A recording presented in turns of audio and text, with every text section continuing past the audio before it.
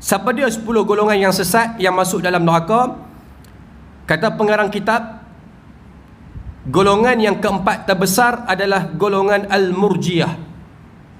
Ini golongan yang keempat terbesar. Kaum Murjiah ni dia ada 5 golongan. Dia ada 5 kelompok. Dia ada 5 kelompok. Mereka ini siapa dia tuan-tuan? Secara simple ataupun mudah. Sebab ini golongan yang jarang kita dengar. Syiah kita dengar. Khawarij memang kita duk dengar. Mu'tazilah kita duk kerap dengar. Tapi main Murjiah kita jarang dengar. Tapi golongan ini wujud, maka mereka ini berpegang kepada satu perkara yang ditolak, iaitulah mereka memfatwakan bahawa maksiat yang kita buat tidak memudaratkan kalau kita sudah beriman kepada Allah Subhanahu wa taala. Bismillahirrahmanirrahim. Kalau kita buat dosa kepada Allah, dosa yang kita buat tu tak mudarat kepada kita. Oi, ni kalau orang dengar ni tuan-tuan, orang yang nipik iman ni dia boleh percaya, dia boleh terikut-ikut dengan puak-puak Murjiah ni. Dia kata apa? Dia kata orang beriman yang mengucapkan syahadah, bila dia buat dosa tak mudarat pada dia, masuk syurga ya. Jangan risau, syurga ya. Segala yang dia buat jahat Allah tak kira. Beriman dia buat baik Allah kira. Apa dalil dia? Apa dalil dia tuan-tuan? Dalil dia kata orang bukan Islam. Saya nak tanya tuan, saya sebut orang bukan Islam, orang bukan Islam. Tuan-tuan, orang bukan Islam. Orang bukan Islam, bila dia buat baik, nak tanya tuan-tuan, dapat pahala ataupun tidak? Tak dapat. Tapi kalau dia buat jahat, dapat dosa tak? Dosa lah. Dah memang dosa dah pun. Bila dia buat lagi jahat, dia dapat dosa. Dosa tuan-tuan tau. Kalau kita lihat, Allah Muslimat, saya lupa tadi kitab apa, kitab fiqh tadi tuan-tuan, saya tengok tadi. Pengarang kitab, Allah Muslimat, saya lupa tuan-tuan. Kalau saya tak silap saya tadi, buku yang tutulak tuan-tuan. Sebab tadi duk cari saya cari satu permasalahan masalah fiqh. Duk buka lah beberapa kitab, tapi terlupa kitab. Tapi di antara kitab yang saya buka, buku yang tutulak. Mungkin dalam kitab buku yang tutulak.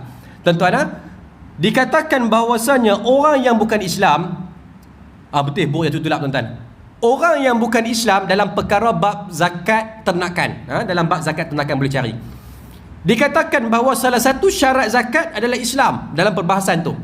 Bila sebut Islam, maka orang bukan Islam tak wajib zakat. Bila sebut orang bukan Islam tak wajib zakat, mereka ini menanggung dosa dua. Satu, dosa disebabkan mereka tak Islam.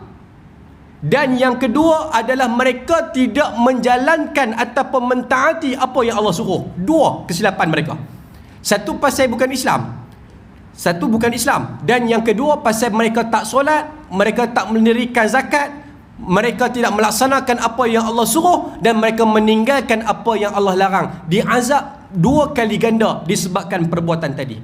Jadi kita fahamlah maksud kata orang bukan Islam bila buat kebaikan tak dikira amal kebaikan di sisi Allah. Tapi apa saja yang mereka buat semuanya dikira dosa di sisi Allah Ta'ala. Na'udzubillah. Tuan-tuan, dosa. Bila buat maksiat lagilah berdosa berkali ganda. Jadi puak-puak Murjiah dia kata, fahamkan lagu tu. Bila orang bukan Islam, pahala tak dikira, dosa kira. Maka mai orang Islam, lagu tu lah terbalik. Buat dosa tak dapat apa, tapi buat pahala dapatlah di sisi Allah. Dia lawan balik tuan-tuan di antara kedua-duanya. Inilah puak Murjiah. Oi, bahaya tuan-tuan. Jadi orang yang tak apa nak cerdik ni tuan-tuan, betul juga. Betul juga. Bila kita orang Islam ni pahala ya Allah kira, dosa tak kira. Na'udzubillah min zalik. Ini pegangan yang salah. Maka inilah puak-puak Murjiah yang terdiri daripada 5 kelompok. Baik, seterusnya yang lagi 5, golongan yang kelima adalah kaum Najariyah yang memiliki 3 kelompok ataupun 3 golongan. Daripada 5, 3 adalah daripada kaum Najariyah. Mereka ini tuan-tuan adalah berpegang bahawa Allah Ta'ala tidak mempunyai sifat-sifat. Allah Ta'ala tak ada sifat. Dan di antara terjemahan ulama membahaskan bahawa mereka menolak sifat yang wajib bagi Allah. Bahkan mereka mengatakan siapa yang meletakkan Allah itu memiliki sifat, maka itu adalah perbuatan bid'ah. Kalau letak kata Allah memiliki sifat 20, maka itu adalah bid'ah. Ini adalah kaum Najariyah. Ada 3 kelompok tuan-tuan.